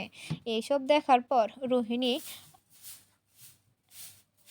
আকাশ পাতাল না ভেবে বাসা ছেড়ে পালিয়েছে তার মায়ের বাসায়। সে জানে দোষটা তার উপরেই আসবে। মা বলল এই মুহূর্তে তাকে গোফরানই সাহায্য করতে পারে। সেখানে বসে গোফরানকে ফোন করলে সে জানালো সে রাঙামাটিতে। আর কোনো উপান্তর না দেখে রাঙামাটিতে ছুটে আসতে হয়েছে তাকে। প্রাক্তন স্ত্রী নয়, মিনির মা হিসেবে অনুরোধ করায় গোফরান সিদ্দিকী সেই অনুরোধ ছেড়ে দিতে পারেনি। তাকে অনুমতি দেওয়ার সময় তার ঘর করা মেয়েটির কথাও তখন মনে পড়েনি, কারণ সে মনে প্রাণে বিশ্বাস করে তানজিমের মতো কোনো ছেলে মানুষই নেই এতদিনে সে। আর যাই হোক, তানজিমের বিশ্বাসটুকু ভালোই অর্জন করেছে। পুলিশ আমাকে জানালো আপনার প্রাক্তন স্ত্রী এখানেই আছে, আর খোঁজ খবর পেলে যেন জানাতে ভুল না করি। তুমি ভাবতে পারছো এখন আমি চুপ করে থাকলে বিষয়টা কিভাবে দাঁড়াবে? সবাই মনে করবে আমি তোমাকে সাপোর্ট দিচ্ছি। কে কি মনে করবে তা তুমি কেয়ার করো? সেটি যখনই আইনের প্রশ্ন হয় তখন হ্যাঁ আমি করি। 16 কোটি মানুষের নিরাপত্তা নিশ্চিত করছি। সেখানে একজন খুন করে তুমি পালিয়ে এসে ভেবেছো আমি তোমাকে আশ্রয় দেব, তাও তুমি আমার প্রাক্তন স্ত্রী বলে? এটা ভাবলে কি করে? আমি আবারও বলছি, আমি খুনি হলে তোমার কাছে আসতাম না। আমি নির্দোষ, তাই এসেছি। আমার মনে হয়েছে এমতো অবস্থায় আমার কথা কেউ শুনবে না, শুধু তুমি শুনবে, আর তোমার কথা পুলিশ শুনতে বাধ্য। গোফরানের শক্তপোক্ত জবাব, সারা জীবন আমি তোমার প্রয়োজন ছিলাম, এখনও আছি, সেটাও আজকে তুমি প্রমাণ করে দিয়েছো। যদি বলি আমি তোমাকে কোনো প্রকার সাহায্য করতে পারবো না, তাহলে কি বলবে? কিছু বলবো না, কারণ আমি তোমার প্রয়োজন থেকে আর প্রয়োজন হতে পারবো না। তুমি নিজেই সব রাস্তা বন্ধ করে দিয়েছো। তুমি এটা পারলে, তাও একটা বাচ্চার মাকে। তাকে নিয়ে কোনো কথা তোমার মুখ থেকে শুনতে চাই না। আর যদি বলতেই হয়, দরজা খোলা আছে, বেরিয়ে যাও। ইতিমধ্যে তুমি আমার শান্তি নষ্ট করে দিয়েছো। কি চাওয়ার? মিনির বাবার কাছ থেকে কিছু চাওয়ার নেই, একজন আইনের রক্ষক হিসেবে চাইছি তুমি প্লিজ পুলিশকে জানাও যে ফোনটি আমি করিনি। বিন্দি আমার বাড়িতে কাজ করেছে 2 বছর যাবৎ। ও ভীষণ ভালো মেয়ে, কথা কম বলতো, চুপচাপ কাজ করতো, পারলে প্রয়োজনের চাইতে বেশি করতো। ওই রকম একটা মেয়ের সাথে আমার কিসের দ্বন্দ্ব থাকতে পারে যার কারণে আমি ওকে খুন করব? সেটা তুমিই জানো। তুমি পরশু ওকে বেরিয়ে যেতে দেখেছো তোমার বাড়ি থেকে, যখন ও টাকা চাচ্ছিল। হ্যাঁ, সোজা চলে গিয়েছিল। তোমার বাসায় চাবি আর কারো কাছে ছিল না। তাহলে কিভাবে বলছো খুনটা অন্য কেউ করেছে? কারণ কয়েকদিন আগে শওকত আমাকে হুমকি দিয়েছিল, বলেছিল আমার এমন অবস্থা করবে যাতে আমি আমার মুখ জনসমাজে না দেখাতে পারি। শওকত এখন কোথায় জানি না, ওর দেখা সাক্ষাৎ আমি পাইনি, ফোনেও পাইনি। ও কোথায় আমি জানি না। পুলিশ আমাকে তাড়া করছে। হচ্ছে। আমি কি করব কিছুই বুঝতে পারছি না এই মুহূর্তে। কোনো অপরাধ না করে এভাবে পালানো উচিত হয়নি তোমার। তুমি নিজেই তোমার দিকে সন্দেহের তীর ছুড়ে দিয়েছ। এখন আমি কি করতে পারি? আমার মুখের কথা কেনই বা তারা বিশ্বাস করবে? তুমি ফিরে যাও, আমি তারপর দেখছি কি করা যায়। আমি ফিরতে পারবো না। সব প্রমাণ আমার বিরুদ্ধে যাবে। আমি নিরুপায় হয়ে তোমার কাছে এসেছি। পুলিশ যদি এখানে চলে আসে তাহলে আমাকে তাদের সাথে যেতেই হবে। তোমাকে তাদের সাথে যেতেই হবে। কেসটা কোর্টে উঠলে লয়ার হায়ার করার দায়িত্ব আমি নিচ্ছি। তুমি সব সত্যি সত্যি বলবে। তুমি যদি নির্দোষ হও তাহলে তুমি ছাড়া পাবে, এটা আমি মেক শিওর করছি। রোহিণী দু হাতে মুখ ঢেকে বলল, তুমি এখনও আমাকে বিশ্বাস করতে পারছো না? তুমি সেই জায়গাটা রাখোনি। আজকের রাতটা ফিজার সাথে কাটিয়ে দাও। রাতের খাবারকে পেলে খেয়ে নিও। গোফরান উঠে চলে গেল। গিয়ে দেখলো ফিজা বন্ধ দরজার সামনে দাঁড়িয়ে আছে। তাসনিয়াকে ডাকাডাকি করছে। তাকে দেখে ফিজা রাগ করে চলে গেল। সে কয়েকবার দরজা ধাক্কানোর পর তাসনিয়া দরজা খুলে বেরিয়ে গেল। গোফরান দেখলো মিনি ঘুমিয়ে আছে বিছানায়, শিউরে বসে মাথায় হাত বুলিয়ে ডাকতেই মিনি জেগে উঠলো। কেঁদে উঠতেই গোফরান তাকে কোলে তুলে জড়িয়ে ধরে বলল, তুমি মাকে কষ্ট দিয়েছো না? কষ্ট না দিলে তোমার মা কেঁদেছে কেন? মা আমাকে মেরেছে। গোফরান হতাশ নিঃশ্বাস ফেলে বলল, কি করে বোঝায়? তাসনিয়া জুবরানকে খাইয়ে দেয়ে ফিজাকে সবটা বুঝিয়ে দিয়ে ঘরে এসে ঘুমিয়ে পড়ল। ফিজা রোহিণীকে খাবার দিয়ে এসে গোফরানের কাছে যেতে দেখলো মিনি আবারও ঘুমিয়ে পড়েছে তার কোলে। ফিজা বলল, এখানে এনে দেব? জুবরান কোথায়? ওর মা ওকে খাইয়ে দাইয়ে ঘুম পাড়িয়ে দিয়েছে। গোফরান মিনির কপালে আদর করে বলল, ও ঘুমিয়ে পড়েছে, খাবে না বোধহয়। আমি ওকে নিয়ে যাচ্ছি। ফিজা বলল, তুমি খাবে না? খিদে নেই। ঘরে গিয়ে মেঝেতে বিছানায় শুয়ে পড়ল সে। মিনিকে তাসনিয়ার পাশে শুইয়ে দিয়েছে, কিন্তু অনেকটা সময় পার হয়ে যাওয়ার পর যখন দেখলো তাসনিয়া মিনিকে বুকে টেনে নেয়নি, তখন তার কাছে নিয়ে এসেছে। মিনির মায়ের রাগ মিনিকেই ভাঙাতে হবে। তারপরের দিন তাসনিয়া চলে গেল জুবরানকে নিয়ে। রোহিণী থাকায় তাসনিয়ার সাথে কোনো উচ্চবাচ্য করেনি গোফরান। তাদের সম্পর্কের মধ্যকার জটিলতা সে কাউকে চিনতে দিতে চায় না। মা চলে যাওয়ার পর মিনি চুপচাপ হয়ে গিয়েছে। রোহিণী ডাকলে কাছে গেলেও কোনো কথা বলতো না। বাবা রাতে ডেকে তাকে বুঝিয়েছে সে কে আসল মা। মাম্মাম এসেছে, কিন্তু তার জন্য নয়। আবারও চলে যাবে, কিন্তু মা কখনো যাবে না। কিন্তু জুবরানকে নিয়ে মা এভাবে চলে যাবে এটা তার কল্পনাতেও ছিল না। ভেবেছিল ফুপি মজা করে বলেছে, তার মা তার উপর রাগ করে চলে যাচ্ছে। কিন্তু যখন দেখতে পেল গাড়ি চলে যাচ্ছে মা আর জুবরানকে নিয়ে, তখন পেছন পেছন অনেক দূরে ছুটেছিল সে, কিন্তু গাড়িটা আর থামেনি। তারপর কি ভীষণ একা লাগছিল তার। বন্ধু নেই, মা নেই, অথচ আগের মা আছে, কিন্তু তারপরও আনন্দ নেই কোথাও। রোহিণীর কেসটা আদালতে উঠেছে। তাকে গ্রেফতার করার পর লয়ার হায়ার করেছিল গোফরান। আর তদন্ত থেকে বেরিয়ে আসে শওকত হোসেনের আসল রূপ। শওকতের সাথে রোহিণী বিয়ে করেছে প্রায় ১.৫ বছর আগে। গোফরান সিদ্দিকীর স্ত্রী থাকাকালীন শওকত হোসেনের সাথে প্রেমের সম্পর্কে আবদ্ধ হয়েছিল সে। ডিভোর্সের পরপরই বিয়ে হয়। আর সেই শওকতের লোকই বিন্দিকে মেরেছিল। আর শওকতের কাছে চাবি ছিল রোহিণীর ফ্ল্যাটের, আর সেটা কাজে লাগিয়ে তার লোকজন ফ্ল্যাটে ঢুকে অবস্থান করেছিল রোহিণীকে মারার জন্য। কিন্তু ভুলবশত বিন্দি ঢুকে এসেছিল। তাদের সবাইকে দেখে ফেলায় ভয়ে চিৎকার দেওয়ার আগেই বিন্দিকে মেরে ফেলা হয়। লোকগুলোকে শওকত পাঠিয়েছিল মূলত রোহিণীর প্রাণবধ করার জন্য। কেসের সমস্ত ঝামেলা মিটে যাওয়ার পর রোহিণীকে যখন ছাড়া হলো, গোফরানের প্রতি কৃতজ্ঞতায় তার চোখ দুটো চকচক করছিল। তার সমস্ত ভুলগুলো গোফরান সিদ্দিকী আঙুল দেখিয়ে বুঝিয়ে দিয়েছে সেদিন। আর এটাও বুঝিয়ে দিয়েছে গোফরান সিদ্দিকী তার জীবনে সঠিক মানুষ ছিল। নিজ হাতে নিজ দোষে নিজের সবটা সে হারিয়ে ফেলেছে, স্বামী, সংসার, সন্তান। গোফরানের স্পষ্ট জবাব, আশা করছি আর কখনো তুমি আমার পিছু নেবে না। না মিনির, একটা কথা মনে রেখো, মিনির একটা মা আছে, তাই মিনির তোমাকে প্রয়োজন নেই। আর তোমার গোফরান সগর্বে বলল। সে শওকত হোসেনের বিপরীত। শওকত হোসেন তোমার জীবন শেষ করে দিতে চেয়েছে, আর সে আমাকে নতুন জীবন দিয়েছে। বুঝতেই পারছো এবার? রোহিণী ঝড় করে কেঁদে উঠে বলল, আমাকে ক্ষমা করো। ছলনাময়ীদের ক্ষমা করা যায় না। তোমাকে সাহায্য করেছি এই কারণে, কারণ তুমি মিনির গর্ভধারিণী। ও যাতে কখনো বলতে না পারে আমার কারণে তার মা জেলে পচে মরেছে। আমার দয়াকে অন্য কিছু ভেবো না। যে গফরান সিদ্দিকী তোমাকে ভালোবেসে বিয়ে করেছিল সে সেদিনই মরে গিয়েছে, যেদিন তুমি ডিভোর্স লেটার হাতে পেয়েছো। আসি, তোমার সাথে আর কখনো দেখা না হোক। তার পথ আটকে ঝাপটে জড়িয়ে ধরে কাঁদতে কাঁদতে রোহিণী বলল, তোমার অভিশাপ লেগে গেছে। আমি শেষ হয়ে যাচ্ছি। তাসনিয়া সে তাসনিয়া সেদিন স্কুল থেকে ফিরছিল। ফার্মেসি থেকে বাবার জন্য ওর ওর স্যালাইন আর পাশের দোকান থেকে জোবরানের জন্য কিছু চিপ চকলেট নিল। ঘরের জন্য দুধ, চিনি, কফির প্যাকেট আর রাস্তার পাশের সবজি দোকান থেকে কয়েক পদের জিনিস কিনে নিল। ফোনটা অনবরত বাজছিল। কেনা শেষে ফোনটা তুলে দেখলো বাবা ফোন করেছে। কোথায় আছিস জিজ্ঞেস করছিলেন উনি। তাড়াতাড়ি ফিরছে আশ্বাস দিয়ে যেই রিকশায় বসতে যাবে ঠিক তখনই একটা লোক তাকে ডাকলো। ডাকটা পুরনো তবে পরিচিতি। তাসনিয়া ঘাড় ফেরাতেই দেখলো শওকত হোসেন। কড়া মেজাজে বলল, তোমার বাবা তুষিবের সাথে দেখা করতে দেয়নি। আমি আমার ছেলের সাথে দেখা করতে চাই। তাসনিয়া চুপ করে চেয়ে রইল। রিকশায় বসে বলল, মামা চলুন। শওকত রিকশাটাকে হ্যাঁচকা টান মেরে আটকে রেখে বলল, উত্তর দাও, কোনো খুনির সাথে আমি আমার ছেলেকে দেখা করাতে চাই না। খবরদার খুনি বলবে না। 100 বার বলবো। তুমি যাবে নাকি পুলিশকে ফোন করব? ওরা আমার কাছে নাম্বার দিয়ে গেছে। তোমাকে পেলেই যেন ফোন করি। ভয় দেখাচ্ছিস আমাকে?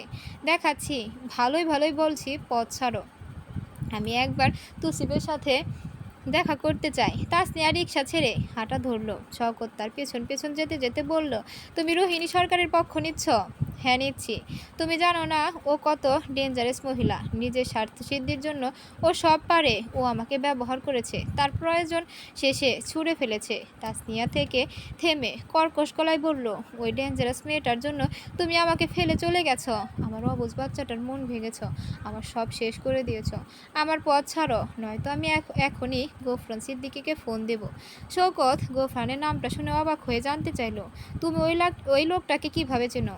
ও তো শুনেছি রোহিণীর এক্স হাজব্যান্ড। তাসনিয়া দ্রুত পায়ে হাঁটতে বলল, আমার পথ ছাড়ো, নয়তো আমি চিৎকার করব।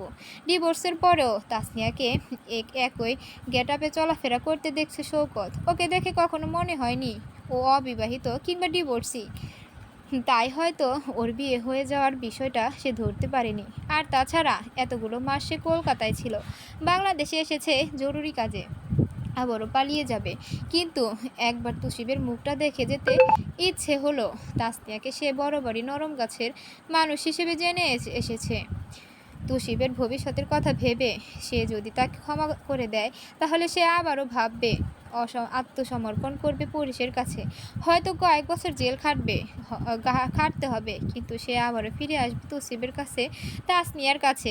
রাস্তায় প্রচুর ঝামেলা বাঁধিয়ে দিচ্ছিল শওকত। তাসনিয়া তাই তাকে একবার তুসিবের সাথে দেখা করানোর কথা ভেবেছে। শওকতের গাড়িতে করে বাড়িতে যখন এলো তখন বাবা এসে বলল, ওই নিমক হারাম বাড়িতে এসেছিল। কিছুতেই আমার নানু ভাইয়ের সাথে দেখা করতে দিবি না, ওই শয়তানের সাথে। বাচ্চা তোর একার নয়, এই কথা মনে রাখবি। তাসনিয়া পেছন শওকতকে দেখে বাবার মুখ পুরোপুরি বন্ধ হয়ে গিয়েছিল।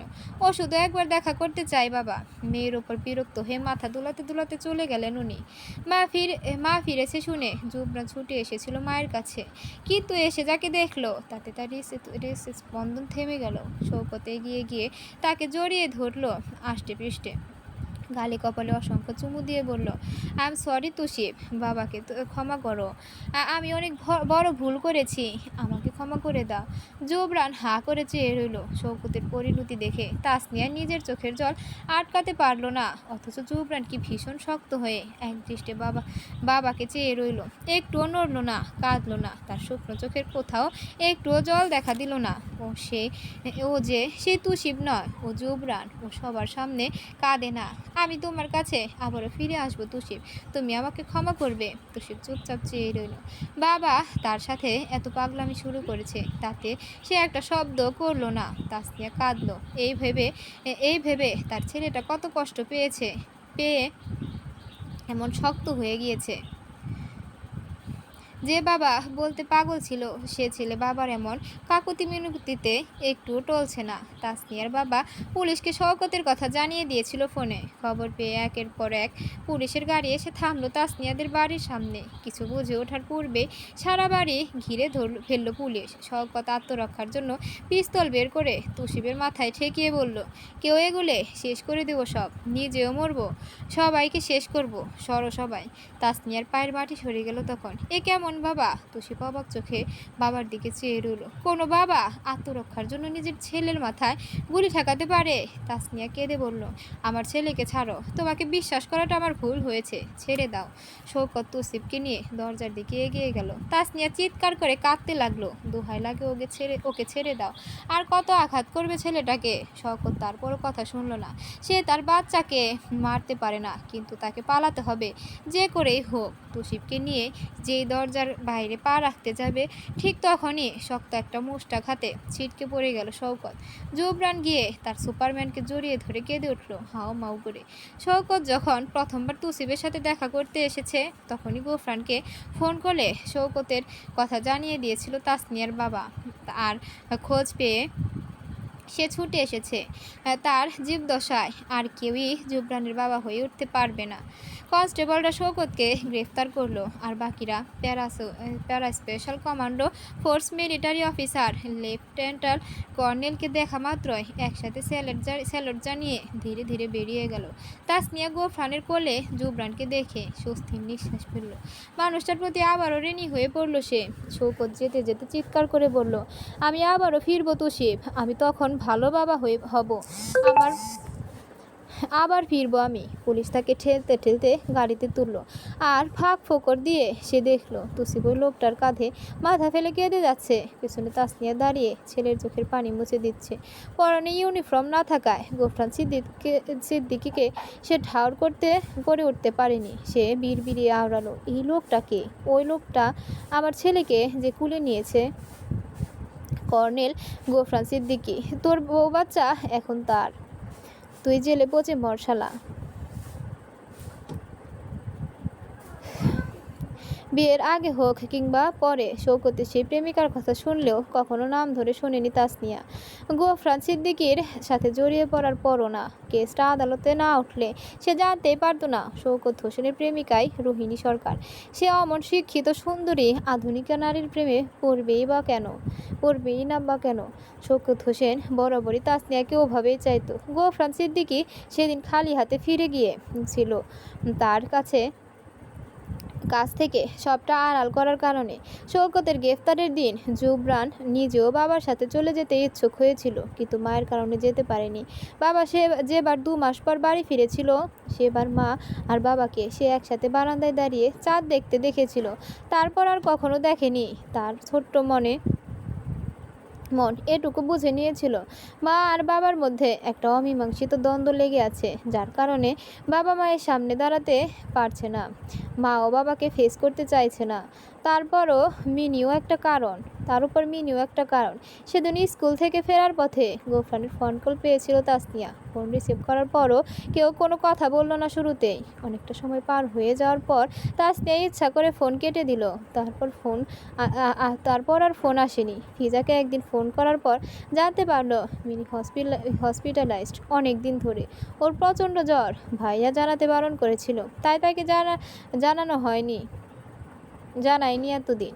গোফরান সিদ্দিকী কয়েকটা কড়া কথা শোনানোর জন্য বারংবার ফোনে ট্রাই করার পরও ফোনে পাওয়া যায়নি তাকে। ফিজাকে ফোন করার পর ফিজা জানালো তারাও পাচ্ছে না ফোনে। কোনো বিপদ আপদ হলো কিনা তাও জানা যায়নি। এক আকাশ সম রাগ দুঃখ অভিমান নিয়ে তাসনিয়া সব ছেড়ে ছুড়ে হাসপাতালের বেডে ছোট্ট শরীরটাকে পড়ে থাকতে দেখে তার মায়ের মন কেঁদে উঠেছিল প্রলোভভাবে। মাকে বহুদিন পর দেখে পিট পিট করে তাকিয়েছিল মিনি। চোখের কোনা বেয়ে কানের কাছে অশ্রু গলে গলে পড়ছিল। যা বলে দিচ্ছিল, মিনি সরি মা।